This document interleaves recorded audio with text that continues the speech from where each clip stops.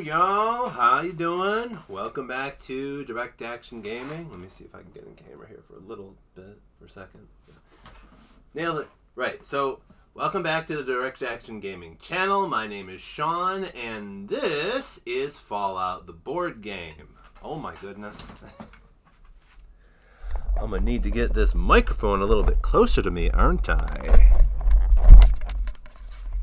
Flawless beginning. Flawless. Okay, here's the mic. Boom. Now y'all can probably hear me a little bit better. Like I said, my name is Sean. Welcome back to the Direct Action Gaming channel. This is Fallout the board game, and what we're going to do right now is set a timer for a half an hour to try and keep this episode down to about half an hour, more or less. Because it is a weekday morning for me, and I got to get to work, but I want to bump out a quick session for y'all, like I promised. Anyway, yes, this is Fallout. And before I get too deep into this game, I want to get a bit of housekeeping out of the way. Just mention a few things at the start of each video would probably be a good idea. If you want to donate, I do have a Ko-fi account, so I'm not going to be obviously upset or disappointed if people can't or won't donate. You know, that's a decision that you can make, and you can go to Ko-fi to do that. I also upload pictures of everything that I paint there, so there's that. Link for that will be in the description. I also have a Blue Sky account now. Blue Sky is actually kind of cool. I'm kind of liking it so far. I'm using it for just sort of updates and just posting all kinds of pictures, like of Harry, for example. My cat, Harry, who's probably going to become the channel mascot at some point, I imagine. But yes, Blue Sky exists. It's a thing. I think it's pretty cool because as I've been using it, I'm not getting bombarded by ads and all sorts of bullshit that I don't care about. In fact, it's kind of designed in such a way that, like, you only see things that you do actually care about. You sort of follow, like, people and organizations and just whatever that you actually want to see more of, and then that kind of becomes your feed. As these people and organizations and whatever upload things, that will be in your feed, and there will be nothing else in there. So you get to curate what you want to see. I'm not being sponsored by Blue Sky, by the way. I just kind of think it's neat. And if you want to keep up to date with, like, the stuff that I'm doing, I do post pictures of the stuff that I'm working on and cute pictures of Harry and other things on Blue Sky. So go check me out there. Link for that will also be in the description. With that out of the way, here's Fallout. This is the first session episode type thing that we're going to be doing here on the channel. So it's going to be something of a tutorial. We're going to talk about, like, the basic elements of the game here. And yeah, there's a decent amount of things on the table here, as you might be able to see. What we have in the center here is, of course, the map. The map is made up of a bunch of hexagonic, like, tiles and whatnot, which is kind of cool because it much like Zombicide, it kind of means you can build a different map every single time. And unlike Zombicide, a lot of the tiles are unrevealed at the beginning of the game, so you kind of have to explore the world as the game progresses. And much like, you know, Fallout itself and or other RPGs, what we have here is Crossroads Camp is sort of like your origin point, that's your spawn point, that's where all the characters are going to start. But then that's kind of surrounded by these sort of lower level areas where you're probably not going to run into anything too serious that you can't handle yet because you've just started, so you're low level. So that's like some cool RPG type stuff right there. You also have some tiles that have already been revealed that will just automatically be revealed according to the scenario that you're playing and whatnot. So we got Crossroads Camp, but we also have Diamond City, the city ruins, and downtown Boston because we're starting out with the Commonwealth scenario.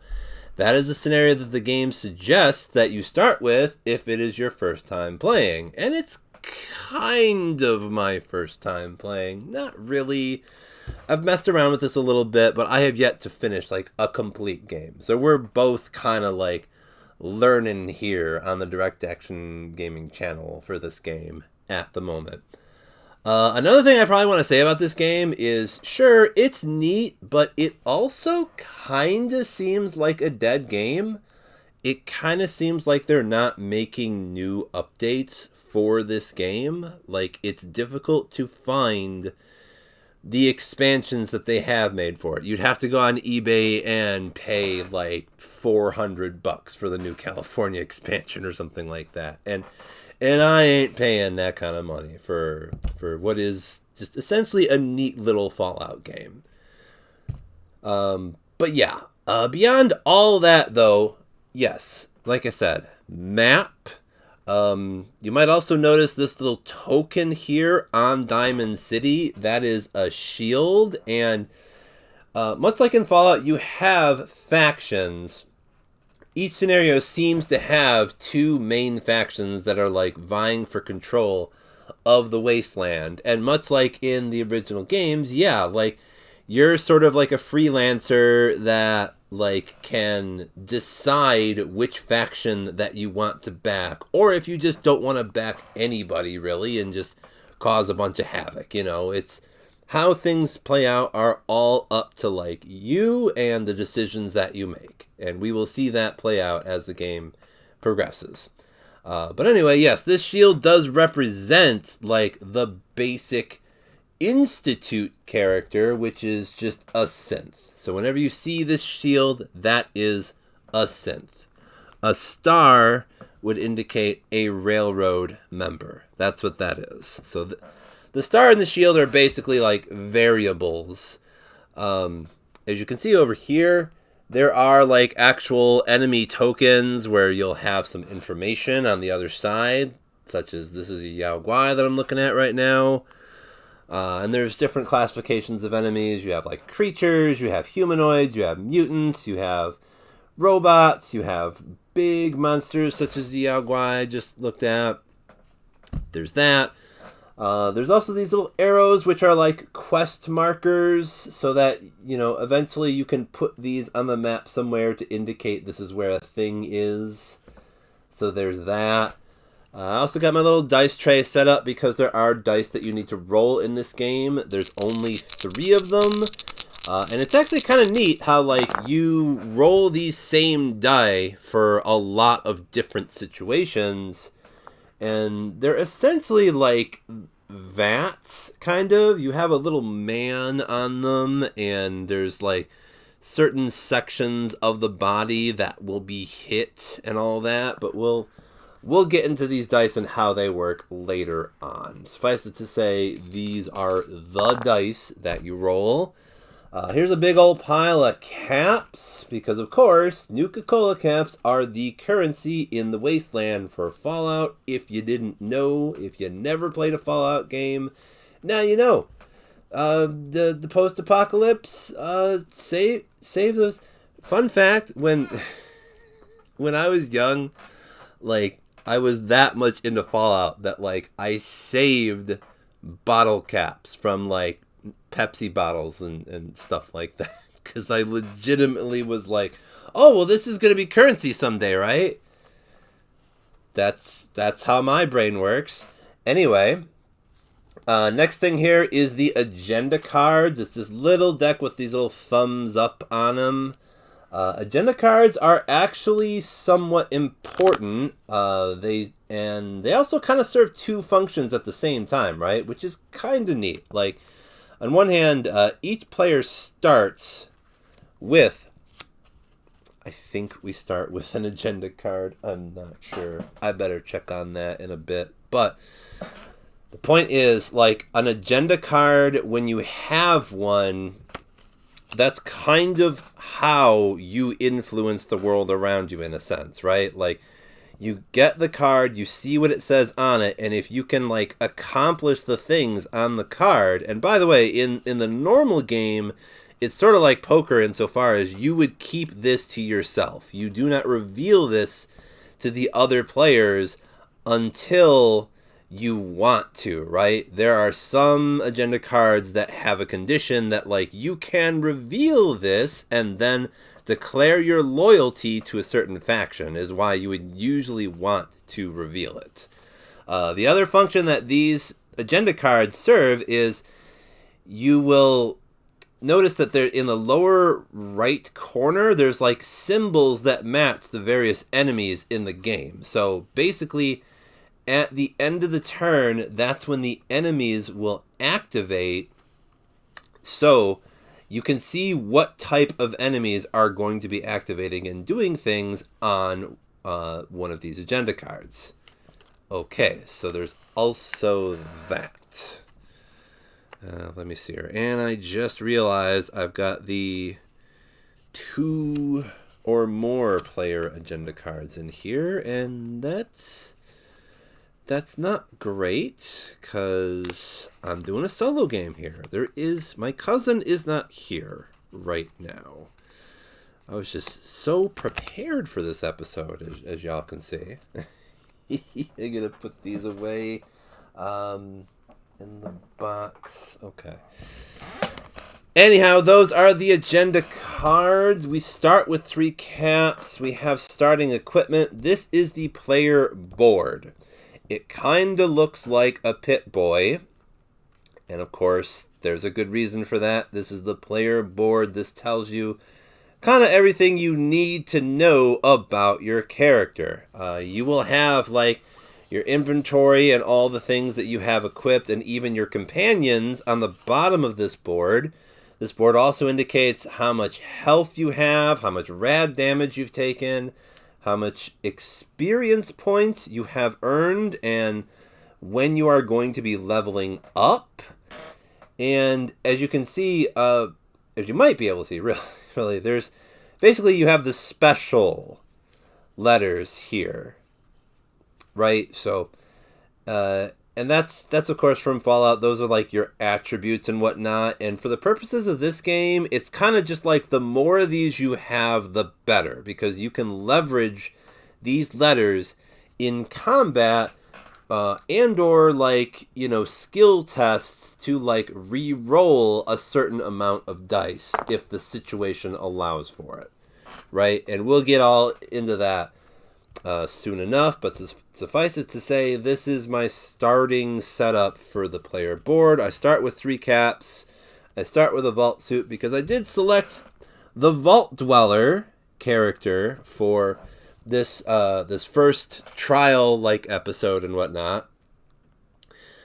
And I don't know, I think it's kind of neat that, like, there's basically 5 character archetypes, more or less, like. And I call them archetypes because you can't really, like, individualize and name or mess with the stats for any of these characters. There's only something that's slightly different about each one of them, but there is that, right? You can be the Vault Dweller, and that does mean you start with a Vault Suit, and you have a certain. The Vault Dweller starts with luck. I guess luck is the Vault Dweller default attribute. So there's that, and just basically, like, your starting card. What's also interesting, it isn't always like a piece of equipment. Like, yeah, the Vault Dweller starts with a Vault Suit, but, like, other characters such as the Ghoul and the Super Mutant, like, they don't have equipment per se. Like, their starting card has, like, certain attributes that make them special and whatnot. We'll see all that eventually, but yeah, so this is the player board. What we also have here are these encounter cards. We have basic encounter cards for both Wasteland and Settlement. We'll see how that works eventually, but when encounters occur, we will draw from these for the most part.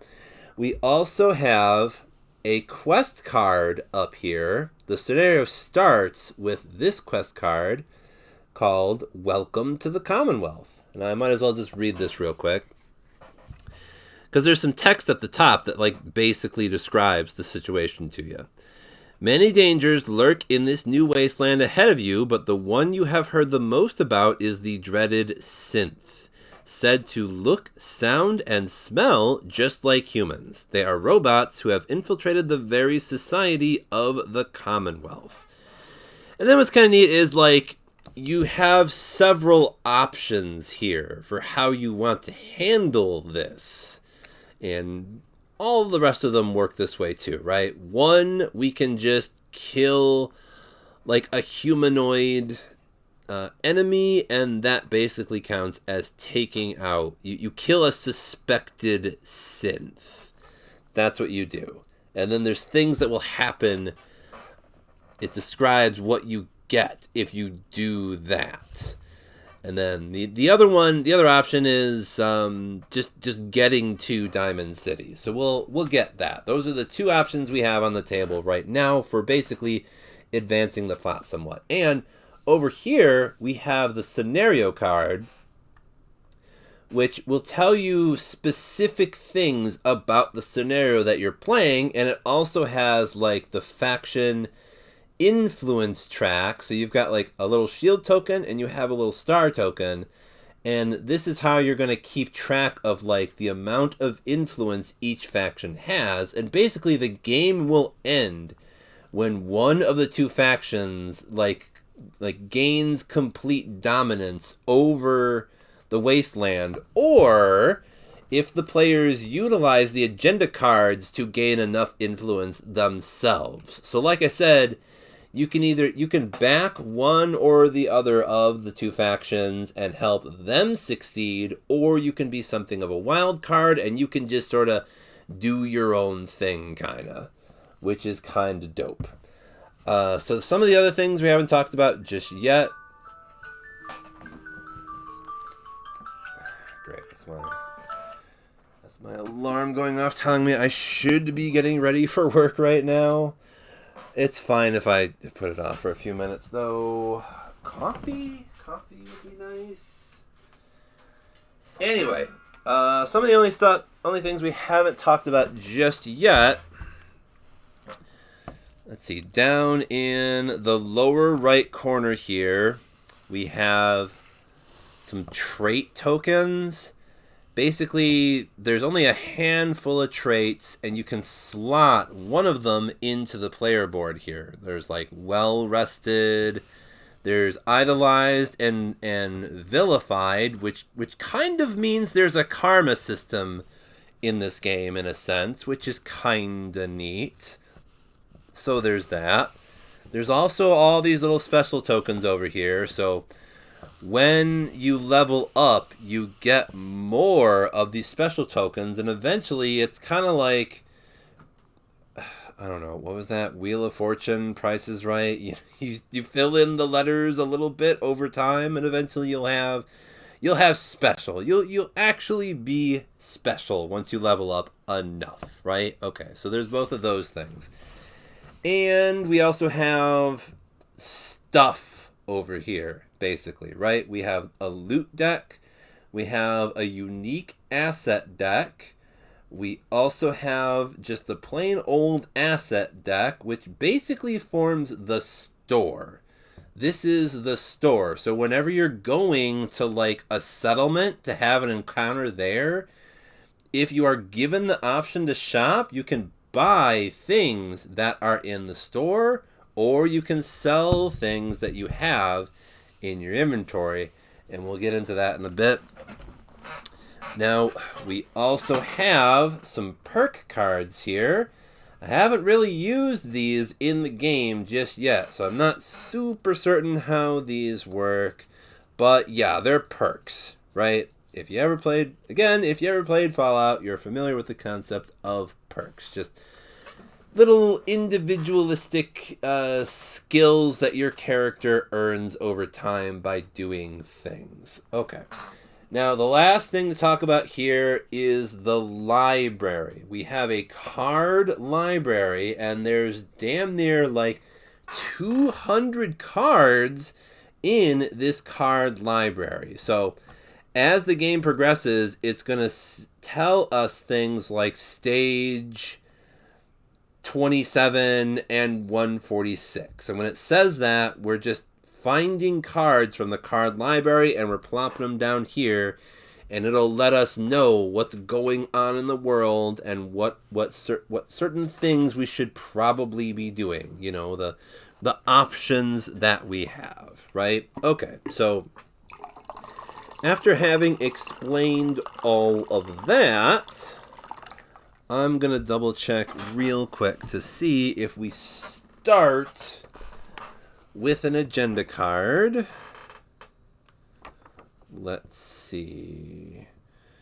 Each player takes a player board.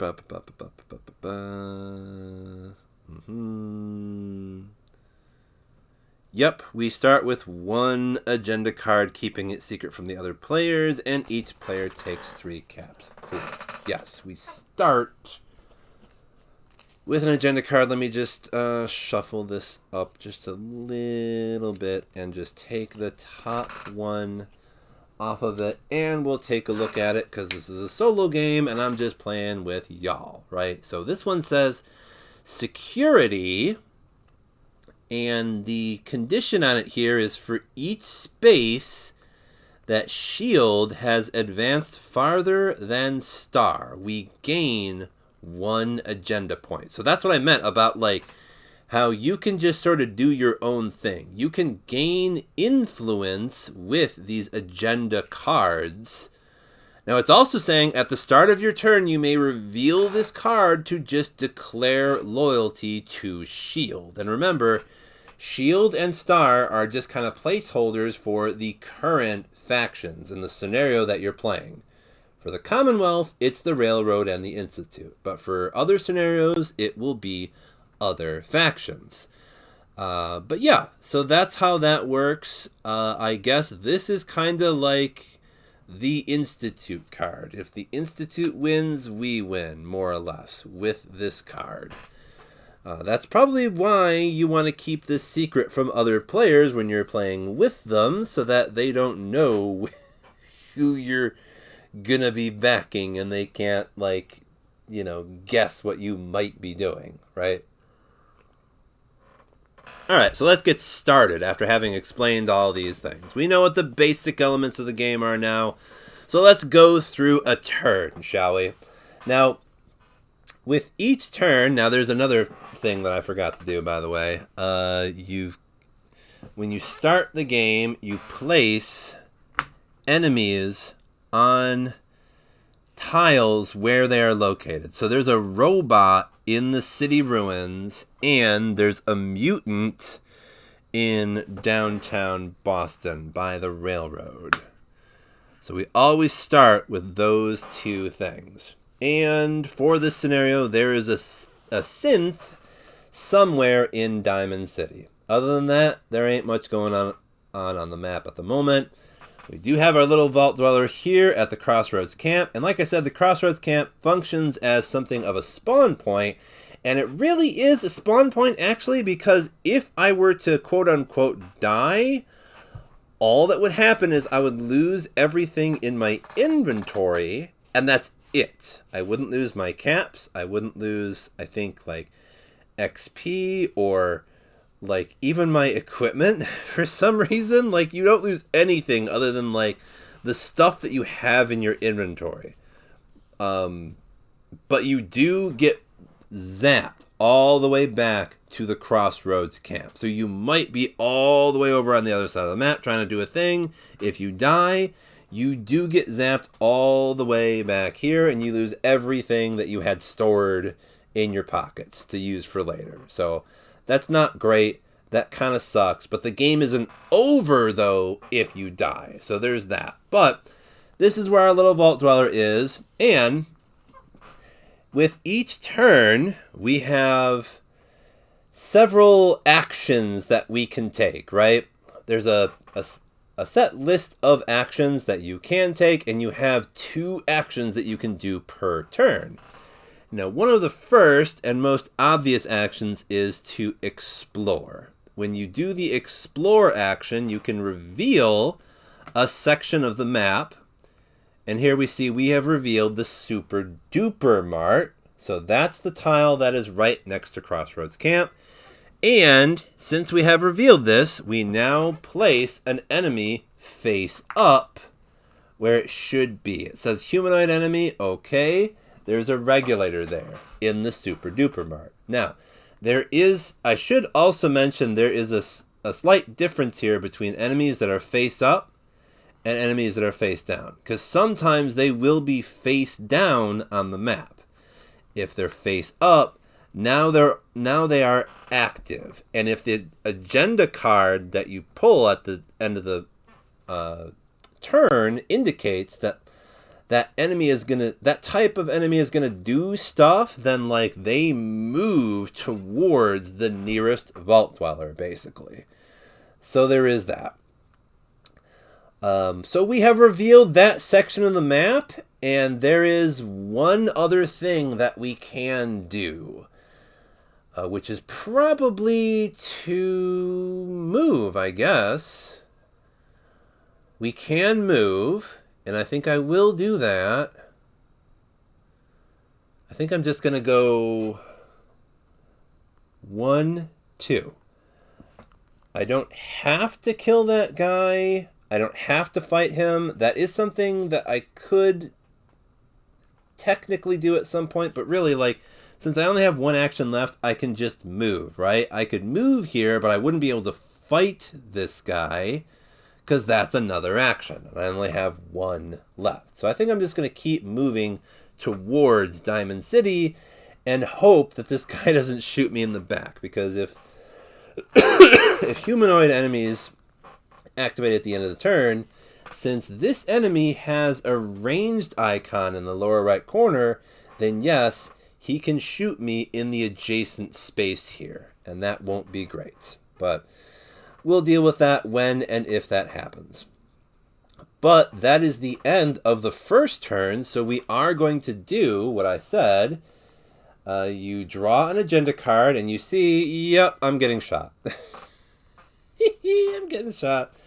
We've got a humanoid enemy and a monster enemy. Now, there are no monsters on the board, but there sure is this Mr. Regulator person. So we're going to have to resolve this fight. And the regulator has an advantage here. So I'm about to get messed up. Let's see here. Now, I'm pretty sure what happens. Let's go to fight. Quest, encounter. Okay, fight action. Additionally, weapons have the ranged icon, which allows you to fight enemies that are in spaces adjacent to you. When you fight an enemy that is in an adjacent space that does not also have a ranged icon, you automatically inflict 1 additional hit against the enemy. Right, so that's what that means. This sheriff guy is going to start a fight with me, and he is going to get 1 automatic hit on me.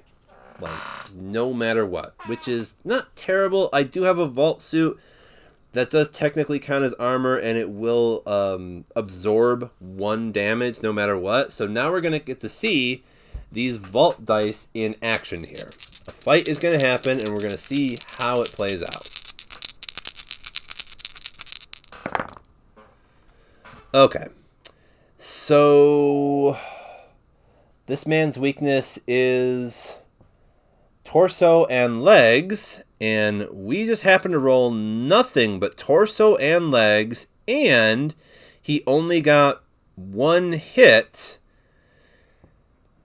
Now, he is also level 2, which means you kind of double the amount of hits anyway, and he gets 1 additional hit. So this 1 hit counts as 2, and really it's 3. So I take 2 damage. So we're down to 14, but somehow Even though I don't have a gun and I'm like outside of the Super Duper Mart, I have killed this regulator. The regulator is gone. So how this is going to work is we take the regulator, we put him away. I'm going to put him on the bottom of the little stack here. And then we're going to replace him with another humanoid enemy in that spot that will be face down. So this enemy is now inactive, and it will not become active until the agenda card reveals that enemy. That enemy won't move, that enemy will just become active, right? So that's how that worked. And I also need to check real quick. Yes, the regulator also had a loot icon as well as a ranged icon, which means when I kill that enemy, I get to draw one card from the loot deck. And I have now Astoundingly Awesome Tales, which is a skill magazine, basically. Now, the way these work, there's a bunch of different magazines, and they more or less work like, you know, if you don't have a certain attribute already, you can basically read these. Okay. Looks like we're going to need to wrap this up now. But yeah, we took one turn. I explained all the basics here, and I'll keep explaining this magazine a little bit. We're going to put this in our inventory to use for some other time. Now, my Vault Dweller isn't actually going to be able to use this per se, because it says when you camp, if you do not have L, which we have, you may discard this card to gain 2 XP. Since we already have the luck attribute, I guess this magazine doesn't really teach us anything. However, we can also notice a cap icon in the upper right corner of this card. So if I get to a store, I can sell this thing for 2 caps. And I'm going to do that because I can't use it for anything, right? So there's that. So we got a thing, we killed the person, and on top of that, we did complete one of these quest objectives. So this automatically happens now. Okay, Harry, please don't jump on the table. There we go. All right. Now we look at the stuff below this objective option here. First of all, it says Shield Plus. Now that basically just means that the Institute agenda is now advanced. I don't know how we advance the Institute agenda by killing a suspected synth, but that's what the card says. How you doing, Harry? It's fine. We're almost over anyway. Okay, we get to also draw 2 loot cards. We stage 15 and 134, and we trash and/or put this card away because it's about to get replaced by some other stuff. Okay, Harry, I need to. Harry, come on. Harry. I need you to. Okay, we're gonna get 2 loot cards. Boom, boom. What are they? I get a Fistful of Caps and another magazine. This one I can actually use. It's Guns and Bullets. When you camp, if you do not have agility, you may discard this card to gain 2 XP. Cool. Fistful of Caps, immediately discard this card, then gain 3 caps. Alright, so we'll put this in the discard pile. Harry, I need you to get off the table, please. Thank you. What'd I tell y'all? Harry is the channel mascot. You're gonna be seeing him. This is kind of his table. He's very accustomed to doing things on this table. Anyway, we got some stuff. We have a couple of magazines. We're going to get 3 caps thanks to that Fistful of Caps asset that we just drew.